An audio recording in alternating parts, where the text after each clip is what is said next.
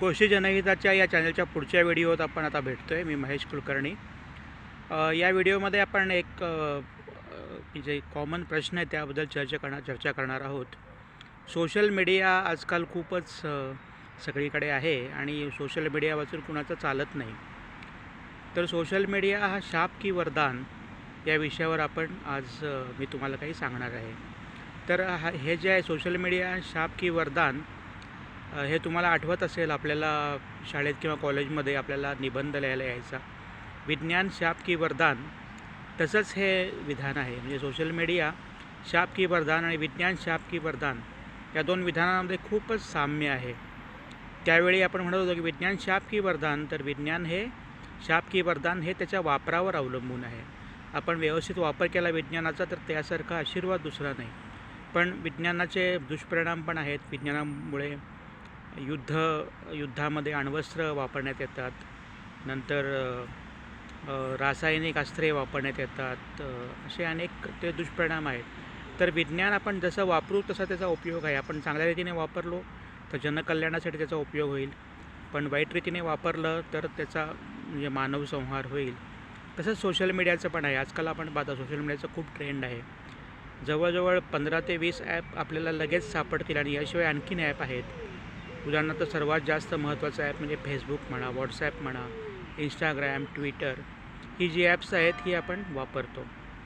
तर apps social मीडियाचा मुख्य उद्देश असा आहे की आपले विचार लोकांपर्यंत पोहोचावेत आणि आपण जर एखाद्या संकटात सुरक्षित आहोत हे लोकांना कळावं. आणि सोशल मीडियाचा मुख्य उद्देश असा असतो की आजकाल प्रत्येकाला वेळ नसतो आणि जग हे जरी मोठं असलं तरी सोशल मीडियाने जवळ आलेलं आहे. म्हणजे सोशल मीडियाच्या सहाय्याने आपण अमेरिकेहून भारतात किंवा भारताहून दक्षिण आफ्रिकेत बोलू शकतो. त्याचप्रमाणे आपले विचार मांडू शकतो.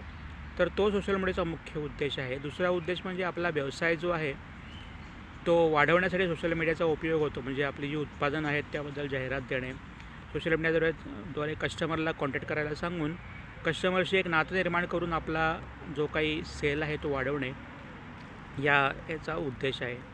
पण सोशल मीडियाचा गैरवापर सुरू असा झाला की लोक सोशल मीडियावर अनेक समाजविघातक आणि देशविघातक विचार टाकतात, किंवा चांगल्या पोस्टला कॉमेंट करताना शिवीगाळ करतात, किंवा व्यक्तिस्वातंत्र्य म्हणून चुकीच्या टीका करतात.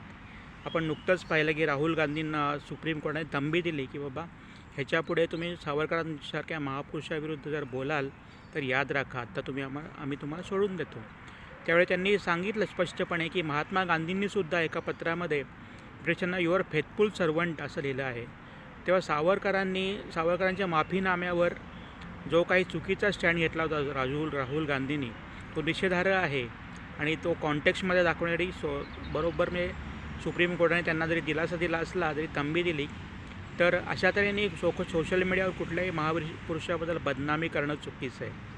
कारण महापुरुषांचा इतिहास हा आपल्याला माहीत नसतो, एकतर माहीत असला तरी, आणि प्रत्येक महापुरुष हा माणूसच असतो, त्यामुळे त्याच्याकडून चुका होतात, तो देव नसतो. पण त्या चुकांवर आपण भर द्यायचा नाही. त्यांनी केलेली चांगली कामं बघायची. पण त्यातही टीका करताना पार्लमेंटरी भाषेत म्हणजे सभ्य भाषेत टीका केली पाहिजे, किंवा पोस्टला कॉमेंट करताना सभ्य भाषेत कॉमेंट केलं पाहिजे. अन्यथा काय होतं की लोकांची रिलेशन बिघडतात आणि मग आपल्यावर कायदेशीर कारवाईसुद्धा होऊ शकते. कारण सोशल मीडिया म्हणजे जास्त जर करत असेल तर सरकारचा त्याच्यावर अंकुश असतो. आपण पाहिलं असेल ज्यावेळी मराठवाड्यात दंगली झाल्या त्यावेळी सोशल मीडिया पूर्ण बंद केला होता. ती एक चांगली स्टेप होती. कारण काय होतं की अशावेळी समाजविघातक पोस्ट असतात ते व्हायरल होतात आणि त्यामुळे त्याचं रूपांतर दंगे भडकण्यात होऊ शकतं. त्यामुळे सोशल मीडियाचा वापर हा संयतपणे करणं हे महत्त्वाचं आहे.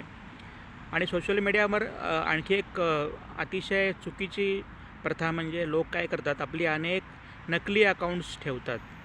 त्यामुळे आपण जरी एका माणसाशी आपलं पटलं आणि त्याला ब्लॉक केलं तरी पण त्याचे असंख्य प्रोफाईल असतात आणि त्यातले असंख्य प्रोफाईल आपले मित्र असतील, तर सगळ्यांना काय आपण ब्लॉक करू शकत नाही. म्हणून हे ट्रोलिंग आहे ते चालू राहतं. आता ट्रोलिंग म्हणजे काय, तर आपण एखादी चांगली पोस्ट लिहिली असताना त्याला म्हणजे त्याची खिजवणं किंवा वाईट भाषेत त्यावर टीका करणं, याला ट्रोलिंग म्हणतात. तर चांगल्या जो अस्सल म्हणजे यूजर आहे आमच्यासारखा, हे ट्रोलिंगला घाबरायचं कारण आहे, ट्रोलिंगला भीक घालायचं कारण नाही. जर समजा अगदीच तुम्हाला खूपच वादविवाद होत असेल तर त्या युजरला आपण सांगायचं की माझे विचार तुला पटत नसेल तर सरळ मला, तू माझा मित्र असेल किंवा नसेल तरी ब्लॉक करू शकतोस किंवा हे करू शकतोस. नॉर्मली लोक काय करतात, फक्त प्रेक्षकाची भूमिका निभावतात म्हणजे पोस्टवर, म्हणजे त्या कॉमेंट करत नाहीत. लाईक करतात, काही जण लाईक पण करत नाही आणि कॉमेंट पण करत नाहीत. अगदी तसं नाही. तुम्हाला विचार व्यक्त करायचे असतील पोस्टविषयी, समजा एखादी पोस्ट आहे आणि त्याच्याविषयी तुम्हाला विरोध व्यक्त करायचा असेल तर करायला हरकत नाही, पण तो पार्लमेंटरी भाषेत झाला पाहिजे. विनाकारण शिवीगाळ, कोणाचा द्वेष, धर्म, जात त्यामध्ये आणता कामा नये. हा सोशल मीडियाचा व्यवस्थित वापर करणं महत्त्वाचं आहे. त्याचप्रमाणे सोशल मीडियावर हल्ली काय फसवणूक खूप होते, आपण पाहत असाल सायबर क्राईम. त्याबद्दल सेपरेट व्हिडिओ मी नंतर प्रसारित करणार आहे. तर सोशल मीडियावर काय असतं की बरेच जण काय करतात, पैशाच्या आमिषानं सांगतात की हे पैसे तुमचे 4 दिवसात दुप्पट होतील, 8 दिवसात हे होईल आणि 5 वर्षामध्ये तुमचे पैसे ते चौपट होतील. सुरुवातीला ही सगळी फेक ॲप असतात बरं का, फेक सर्व्हर असतात. तर बऱ्याच जणांनी अनुभवलं आहे. तर सुरुवातीला त्याला आपण बळी पडतो आणि थोडे पैसे गुंतवतो. सुरुवातीला ते वाढतातसुद्धा, पण नंतर काही क्षणात आपण बघायला गेलो आणि पैसे विथड्रॉ करायला गेलो की असं कळतं की त्यांचा तो फेक सर्व्हर आहे आणि चुकीचा हे आहे आणि मग आपल्याला सायबर क्राईमसाठी धाव घ्यावी लागते. तेव्हा अशा आमिषांना आपण बळी पडू नये. सोशल मीडियावर प्रसार करताना नट मंडळींनीसुद्धा भान बाळगलं पाहिजे. आधीच्या व्हिडिओत मी सांगितलं होतं एका फेसबुकवर की नट मंडळी काय करतात की बऱ्याच वेळा रमीसारख्या जुगाराची जाहिरात करतात. त्यांचं काय जात नाही, त्यांना पैसे मिळतात त्याचे. नंतर जरी डिस्क्लेमर असला तरी काय होतं की ही जुगाराच्या जाहिरातीला बळी पडून बरीच उदाहरणं अशी आहेत की तरणीताठी मुलं ते देशोधडीला लागली, म्हणजे त्यांनी जीव दिला घरी बायको आणि मुलं असताना. तर हे अतिशय चुकीचं आहे. तर सोशल मीडियाचा असा वापर टाळला पाहिजे. त्याचप्रमाणे सोशल मीडियावर पार्लमेंटरी भाषेमध्ये मगाशी सांगितल्याप्रमाणे कॉमेंट केले पाहिजेत आणि तुम्ही पोस्ट करतानासुद्धा भाषा चांगली वापरली पाहिजे. तुम्ही आंबेडकरांच्या विचारावर किंवा सावरकरांच्या विचारावर टीका करू शकता, पण त्या टीका करत असताना तुम्ही पातळी सोडली नाही पाहिजे आणि एखादं चुकीचं बिरुद, उदाहरणार्थ सावरकरांना माफीवीर म्हणणं विनाकारण, हे त्यांची बदनामी करण्यासारखं आहे. किंवा आंबेडकर किंवा ज्योतिबा फुले यांच्यावर आरोप करणं. आरोप करताना मुद्देशीर आरोप पाहिजे आणि तुम्ही त्याचा म्हणजे तुमच्याकडे जर पुरावा असेल लेखनाचा तर त्याचा संदर्भ दिला पाहिजे.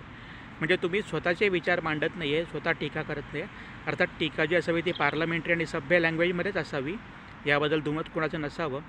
तर अशा तऱ्हेने सोशल मीडिया जो आहे तो आपण नीट वापरला पाहिजे. आणखी एक दुरुपयोग म्हणजे जेव्हा दंगली वगैरे होतात तेव्हा दंगलीचे व्हिडिओ विनाकारण व्हायरल करायचे नाहीत. त्यामुळे काय होतं की कोणतीही बाजू माहीत नसताना 2 ग्रुप तयार होतात आणि त्याच्यामध्ये हाणामारी आणि दंगल सुरू होते आणि एक समाज स्वास्थ्य बिघडतं आणि समाजकंटक यातून निर्माण होतात.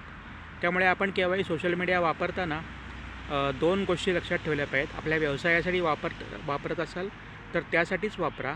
पोस्ट करणार असाल तर अतिशय सभ्य भाषेत पोस्ट करा आणि व्यक्तिस्वातंत्र्य आहे म्हणून महापुरुषावर आपल्याला चिखलफेक करण्याचा काही अधिकार नाही, कारण त्याबद्दल आपला स्टडी नसतो, अभ्यास नसतो. आणि प्रत्येक महापुरुषाकडून थोड्या बहुत चुका होतात, पण त्या चुकांपेक्षा महापुरुष खूप मोठे असतात. त्यामुळे त्यांनी जे चांगले विचार मांडले ते घेणं महत्त्वाचं आहे. पोस्टवर टीका करताना सभ्य भाषेत टीका केली पाहिजे. त्यातमध्ये कोणताही शिवीगाळ किंवा द्वेष नसला पाहिजे आणि द्वेषमूलक पोस्ट व्हायरल नाही केल्या पाहिजेत. आणि तुम्हाला एखाद्याचं पटत नसेल तर तुम्ही नम्रपणे सांगितलं पाहिजे की बाबा तू मित्र आधी सोडून जा, पण विनाकारण वितंड वाद घालू नकोस. याशिवाय तुम्हाला ब्लॉकचं हत्यार आहेच, ते ब्लॉकचं हत्यार तुम्ही वापरून त्या युजरला ब्लॉक करू शकता किंवा अनफ्रेंड करू शकता. शक्यतो वाद वाढवू नका. आणि याशिवाय सर्वात महत्त्वाचं जे मी शेवटी सांगणार आहे ते म्हणजे सोशल मीडियाचा अति वापर केल्याने मानसिक रोग उद्भवतात. त्यामुळे सोशल मीडियामध्ये प्रत्येक सेटिंग असतं की बाबा तुम्ही कुठल्या वेळेला सोशल मीडिया किती वापरला हे तुम्हाला त्याचं स्टॅटिस्टिक्स किंवा जे काही डेटा आहे तो मिळतो. आणि काही सोशल मीडिया ह्याच्यामध्ये अलर्ट पण येतो की रात्री 9 नंतर 8:30ला मला आठवण करून दे की आता सोशल मीडिया मी वापरणार नाही. त्यामुळे शक्यतो रात्री 10 ते सकाळी 9 तुम्ही सोशल मीडिया वापरूच नका.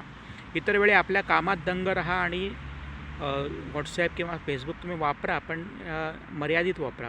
एकंदरीत काय, सोशल मीडियाचा चांगला वापर करून आपण देशाच्या प्रगतीला हातभार लावूया आणि सोशल मीडियाचा गैरमार्गाने वापर करून आपण शांतता आणि समाजस्वास्थ्य बिघडवायला नको, हेच मला या व्हिडिओतून तुम्हाला सांगायचं होतं.